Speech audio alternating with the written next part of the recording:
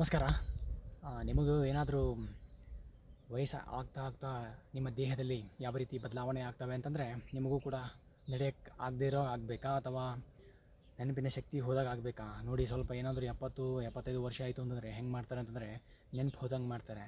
ಇನ್ನು ನಡೆಯೋಕ್ಕಾಗಲ್ಲ ಅಲ್ವಾ, ಇನ್ನು ಶ್ವಾಸ ತೊಗೊಳಕ್ಕಾಗಲ್ಲ, ಎದೆಯಲ್ಲಿ ಬರೀ ಶಬ್ದ ಬರ್ತಾ ಇರುತ್ತೆ, ಸುಗು ಸುಗು ಸುಗು ಸೌಂಡ್ ಬರ್ತಾ ಇರುತ್ತೆ. ಮತ್ತು ಅವರ ಕಣ್ಣಿನ ಶಕ್ತಿ ಕುಂದು ಹೋಗ್ತಾ ಇರುತ್ತೆ, ನೆನಪಿನ ಶಕ್ತಿ ಕೊಂದು ಹೋಗ್ತಾ ಇರುತ್ತೆ, ನಾಲಿಗೆ ರುಚಿ ಕೊಂಡು ಹೋಗ್ತಾ ಇರುತ್ತೆ, ಮಲ ಮತ್ತು ಮೂತ್ರದ ಮೇಲೆ ಅವರಿಗೆ ಕಂಟ್ರೋಲ್ ಅಂದರೆ ಹಿಡಿತಾ ಇರೋದಿಲ್ಲ. ಆ ರೀತಿ ನಿಮಗೂ ಆಗಬೇಕಾ? ಹಾಗಾದರೆ ನಾ ಹೇಳಿದಾಗೆ ಮಾಡಿ, ನಿಮಗೂ ಹಾಗೆ ಆಗುತ್ತೆ. ಏನು ಮಾಡ್ತೀರಾ ಅಂದರೆ ಬೆಳಗ್ಗೆ 8 ಗಂಟೆಗೆ ಏಳಿ ರಾತ್ರಿ 12 ಗಂಟೆ ಮಲ್ಕೊಂಡ್ಬಿಡಿ ಎಲ್ಲರೂ.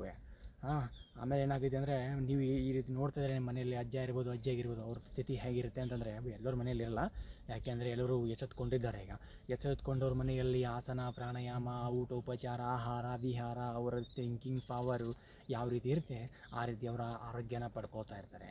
ನಿಮಗೆ ಏನು ಹೇಳ್ತಾ ಇದ್ದೀನಿ ಅಂತಂದರೆ ಇವೆಲ್ಲ ಬರಬೇಕು ಇತ್ತು ಅಂತಂದರೆ ನೀವು ಕೂಡ ಏನು ಮಾಡಬೇಕು ಅಂದರೆ ನಾನು ಹೇಳ್ದೆನಲ್ಲ, ಈಗ 8 ಗಂಟೆಗೆ ಹೇಳೋದು, 12 ಗಂಟೆಗೆ ಮಲಗೋದು ರಾತ್ರಿ, ಈ ರೀತಿ ಮಾಡಿದ್ರೆ ನಿಮಗೆಲ್ಲನೂ ಆಗುತ್ತೆ. ಈ ರೀತಿ ಒಂದು ಹೇಳೋದು ಬೇಡಪ್ಪ ಅಂತಂದರೆ ನಮ್ಮ ಪೂಜೆರು ಕೊಟ್ಟಿರ್ತಕ್ಕಂತಹ ಯಮ ನಿಯಮ, ಆಸನ, ಪ್ರಾಣಾಯಾಮ, ಪ್ರತ್ಯಾಹಾರ, ಧಾರಣ, ಧ್ಯಾನ, ಸಮಾಧಿಗಳೆಂಬ ಅಷ್ಟಾಂಗಗಳನ್ನು ಪರಿಪಾಲನೆ ಮಾಡಿಬಿಟ್ಟು ನಿಮ್ಮ ಜೀವನದಲ್ಲಿ ಯಾವುದೇ ಕಷ್ಟ ಕಾರ್ಪಣ್ಯಗಳು ಬರದಂತೆ ನೀವೇನಾದರೂ ಕಾಯ್ದುಕೊಳ್ತೀರಾ ಅಂತಂದರೆ ನೀವು ಈ ಒಂದು ಚಾನಲ್ಗೆ ಬಂದಿದ್ದು ಸಾರ್ಥಕ ಆಗುತ್ತೆ. ಯಾಕೆ ಅಂತಂದರೆ ನಾನೇನು ಹೇಳ್ತಾ ಇದ್ದೇನೆ ಅಂತಂದರೆ ವಿಶೇಷವಾಗಿ ಎಲ್ಲರ ಮನೆಯಲ್ಲಿ ಸಮಸ್ಯೆ ಇದ್ದೇ ಇರೋದು ಅಲ್ವಾ.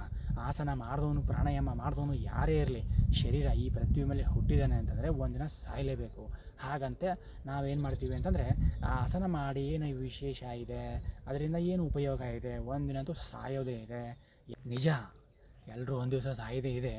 ಆದರೆ ಕರ್ಮ ಅಂತ ಇರುತ್ತೆ ಅಲ್ಲ, ಕರ್ಮದ ಫಲ ನಾವು ಯಾವಾಗಲೂ ಭಗವಾನ್ ಶ್ರೀಕೃಷ್ಣ ಹೇಳ್ತಾ ಇರ್ತಾನೆ ಯಾವಾಗಲೂ ನೋಡಿ, ನಾವು ಕರ್ಮದ ಫಲನ ಯಾವುದೇ ಕಾರಣಕ್ಕೆ ಬಯಸಬಾರ್ದು ಅಂತ ಹೇಳ್ತಾನೆ ಅಲ್ವಾ. ಅದಕ್ಕೆ ನಾವೇನು ಮಾಡ್ಕೋಬೇಕು ಅಂದರೆ ನಮ್ಮ ಕರ್ತವ್ಯಗಳು ಏನಿದ್ದಾವೆ ಅಂತಂದರೆ ನಾವು ಈಗ ಸಾಯ್ತೀವೋ ಇನ್ನೊಂದು ಗಳಿಗೆ ಸಾಯ್ತೀವೋ ಗೊತ್ತಿಲ್ಲ. ಆದರೆ ನಮ್ಮ ಕರ್ಮ, ನಮ್ಮ ಕಾಯಕ ಏನು ಅಂತಂದರೆ ಈ ಶರೀರವನ್ನು, ಈ ದೇಗುಲವನ್ನು ಸ್ವಚ್ಛಂದವಾಗಿಟ್ಟುಕೊಂಡು ಈ ಆತ್ಮವನ್ನು ಪರಮಾತ್ಮ ಹತ್ರ ಕೊಂಡುಕೊಳ್ಳುವಂಥ ಪ್ರಯತ್ನ ಮಾಡಬೇಕು. ಮತ್ತು ಅಜ್ಞಾನದಲ್ಲಿರ್ತಕ್ಕಂಥ ಅಜ್ಞಾನಿಗಳನ್ನು ಸುಜ್ಞಾನ ಅಂತ ಜ್ಞಾನದತ್ತ ಕರೆದುಕೊಳ್ಳುವಂಥ ಪ್ರಯತ್ನ ಮಾಡಬೇಕು. ಹಾಗೆ ಯಾವ ರೀತಿ ಅಂತಂದರೆ ಈಗ ನಾವು ಶಂಕರಾಚಾರ್ಯರಾಗಿರಬಹುದು, ಎಲ್ಲರೂ ಏನು ಮಾಡಿದ್ರು ಅಂತಂದರೆ ಅಜ್ಞಾನದಿಂದ ಇದ್ದಂಥ ವ್ಯಕ್ತಿಗಳನ್ನು ಜ್ಞಾನದತ್ತ ಕೊಂಡುಕೊಂಡು ಒಯ್ಯುವಂಥ ಮಾರ್ಗವನ್ನು ಅವರು ಸೂಚಿಸಿದರು. ಅದೇ ರೀತಿಯಾಗಿ ನಾವೇನು ನೋಡ್ಕೊಂಡ್ರೆ ನಮ್ಮ ಹತ್ರ ಇದೆ ಜ್ಞಾನ, ಆ ಜ್ಞಾನವನ್ನು ಎಲ್ಲರೊಡನೆ ಹಂಚಿಕೊಂಡು ನೀವೆಷ್ಟು ಹಂಚ್ಕೊಳ್ತೀರೋ ಅಷ್ಟು ಹೆಚ್ಚಿಗೆ ಆಗ್ತಾ ಹೋಗುತ್ತೆ ಅಂತ ನಮ್ಮ ಶಾಸ್ತ್ರ ಹೇಳುತ್ತೆ. ಅದಕ್ಕೋಸ್ಕರ ನಾನೇನು ಹೇಳ್ತಾ ಇದ್ದೇನೆ ಅಂದರೆ ನನಗೂ ಜ್ಞಾನ ಮೇಲಿಂದ ತನ್ನಿಂದ ಬಂದಿಲ್ಲ. ಅದು ನಮ್ಮ ಪೂರ್ವಜರು ಕೊಟ್ಟಿರ್ತಕ್ಕಂಥ ಋಷಿಮುನಿಗಳು ಕೊಟ್ಟಿರ್ತಕ್ಕಂಥದ್ದು, ಗುರುಗಳು ಕೊಟ್ಟಿರ್ತಕ್ಕಂಥ ಜ್ಞಾನ.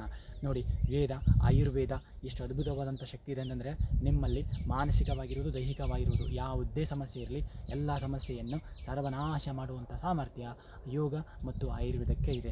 ನಮ್ಮ ಹಿಂದೆ ಬದಿಯಲ್ಲಿ ಕಾಣ್ತಾ ಇದ್ದಾರೆ ನಿಮಗೆ, ಇವೆಲ್ಲ ಆಯುರ್ವೇದ ಔಷಧಿಗಳು, ವನಗಳು, ಇವೆಲ್ಲ ಭಾಳ ಒಂದು ಅದ್ಭುತವಾದಂತಹ ವಾತಾವರಣದಲ್ಲಿ ನಿಂತಿದ್ದೀನಿ ನಾನು.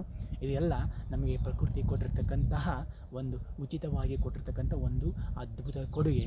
ಇದನ್ನು ನಾವು ಸರಿಯಾದ ಬಳಸ್ಕೊಂಡು ನಮ್ಮ ಜೀವನವನ್ನು ಸರಿಯಾದ ರೀತಿಯಿಂದ ಕಳೆಯೋದಕ್ಕೋಸ್ಕರ, ಅಂದರೆ ನಮ್ಮ ದೇಹದಲ್ಲಿರ್ತಕ್ಕಂಥ ಪಂಚಕೋಶಗಳು ಯಾವ ರೀತಿಯಾಗಿದ್ದಾವೆ, ಯಾರು ಕೂಡ ಇಲ್ಲಿವರೆಗೂ ಒಂದು ಕೋಶ ಮಾತ್ರ ನೋಡಿದರೆ, 2ನೇ ಕೋಶ ಪ್ರಾಣಮಯ ಕೋಶ ಅಂತೂ ಇನ್ನೂ ಕಂಡೇ ಇಲ್ಲ ಯಾರು. ಇದರಲ್ಲೇ ಜೀವನದ ವ್ಯರ್ಥ ಮಾಡ್ಕೊಂಡು ಬಿಡ್ತಿರ್ತಾರೆ. ಅದಕ್ಕೆ ನಮ್ಮ ಶಾಸ್ತ್ರದಲ್ಲಿ ಏನು ಹೇಳ್ತಾರೆ ಅಂದರೆ ಪೂರ್ಣಾತ್ ಪೂರ್ಣಮುದಚ್ಯತೆ ಪೂರ್ಣಶ್ಯ ಪೂರ್ಣಮಾದಾಯ ಪೂರ್ಣಮೇವ ಉಷ್ಯತೆ ಅಂತ. ಏನು ಹಿಂಗಂದರೆ ಈ ಮೊದಲು ನಾವು ಏನು ಮಾಡಿದ್ವಿ ಅಂದರೆ ಎಲ್ಲರೂ ಪೂರ್ಣದಿಂದಲೇ ಇದ್ದೀವಿ, ಎಲ್ಲರೂ ಜ್ಞಾನಿಗಳೇ ಆಗಿದ್ದೀವಿ. ಯಾವಾಗ ಮನುಷ್ಯ ಗರ್ಭದಲ್ಲಿ ಇರ್ತಾನಲ್ಲ, ಗರ್ಭಸ್ರಾವದಿಂದ ಹೊರಗಡೆ ಬಂದ ನಂತರ ಅವನದೆಲ್ಲ ಈ ಪ್ರಪಂಚಕ್ಕೆ ಬಂದ ತಕ್ಷಣ ಎಲ್ಲವೂ ಮರೆತು ಹೋಗ್ಬಿಡ್ತಾನೆ. ಆಗ ಏನಾಗಿರುತ್ತೆ, ಎಲ್ಲರೂ ಅವನ ಪೂರ್ಣನೇ ಬಂದಾಗ ಅಪೂರ್ಣನ ಆಗಿಬಿಡ್ತಾನೆ. ಈ ಒಂದು ವಾತಾವರಣ ಆಗಿರೋದು ಅಜ್ಞಾನದಿಂದ, ಏನೋ ಒಂದು ಕೋಪದಿಂದ, ಅರಿಷಡ್ವರ್ಗಳಿಗೆ ಗುರಿಯಾಗಿರೋದ್ರಿಂದ, ಮೋಹದಿಂದ ಏನಾಗಿರ್ತಾನೆ ಅಂದರೆ ವ್ಯಕ್ತಿ ಇವೆಲ್ಲವನ್ನು ಮರೆತು ಹೋಗ್ಬಿಡ್ತಾನೆ. ಅದಕ್ಕೆ ಅಪೂರ್ಣ ಆಗ್ತಾನೆ ಅಂತ. ಎಲ್ಲರೂ ಪೂರ್ಣರೇ ಇದ್ದಾರೆ, ಆದರೆ ಅಜ್ಞಾನದಿಂದ ಅಪೂರ್ಣನಾಗಿ ಬರೀ ನೋವಿನ ಜಂಜಾಟದಲ್ಲಿ ಬರೀ ನೋವು, ಸುಖ, ದುಃಖಗಳು, ಹಾಗಾಯಿತು ಹೀಗಾಯಿತು, ಅವನು ಹಾಗೆ ಹೀಗೆ, ಬಡತನ, ಸಿರಿತನ, ಹಣ ಇಲ್ಲ, ಸಮಸ್ಯೆ ಇದೆ, ಕಾಲು ಬೇನೆ, ಕೈ ಬೇನೆ, ಮತ್ತು ಇಂಟೆಸ್ಟೈನ್ ಸಮಸ್ಯೆ ಆಗಿರ್ಬೋದು, ಹೊಟ್ಟೆ ಸಮಸ್ಯೆ ಆಗಿರ್ಬೋದು, ಕಣ್ಣಿನ ಸಮಸ್ಯೆ, ಹಲ್ಲಿನ ಸಮಸ್ಯೆ, ಕೂದಲಿನ ಸಮಸ್ಯೆ, ಕೂದಲೇ ಬೋಳ ಆಗ್ತಾ ಇದೆ. ಇವೆಲ್ಲದ ಜೊತೆ ಅಂಟುಕೊಂಡು ಅಲ್ಲೇ ದಿನನಿತ್ಯ ಸಾಯ್ತಾ ಇದ್ದಾರೆ. ಇದ್ದಾನೆ. ಅದಕ್ಕೆ ಈ ಸಾಯೋದು ಬೇಡ ಅಂತಲೇ ನಮ್ಮ ಆಯುರ್ವೇದ ಶಾಸ್ತ್ರದಲ್ಲಿ ಏನು ಹೇಳಿದ್ರು ಅಂತಂದರೆ, ನೀವು ಯಾವುದೇ ಸಮಸ್ಯೆ ಇರಲಿ ಆ ಸಮಸ್ಯೆಯನ್ನು ನಿಮ್ಮಿಂದನೇ ಅದು ಸಂಪೂರ್ಣವಾಗಿ ಪರಿಹರಿಸಿಕೊಳ್ಳುವಂತಹ ಮಾರ್ಗ ಅಂತಂದರೆ ಆಯುರ್ವೇದ ಮತ್ತು ಯೋಗ ಅಂತ ಹೇಳ್ತಾರೆ. ಅದನ್ನು ಸರಿಯಾದ ರೀತಿಯಿಂದ ಬಳಸ್ಕೊಳ್ಳಿ, ಆರೋಗ್ಯವಾಗಿರಿ. ನಿಮ್ಮ ಆರೋಗ್ಯ ನಿಮ್ಮ ಮತ್ತು ನಮ್ಮ ಕಾಳಜಿ ಅಂತ ಹೇಳ್ತಾ ಎಲ್ರಿಗೂ ನಮಸ್ಕಾರ.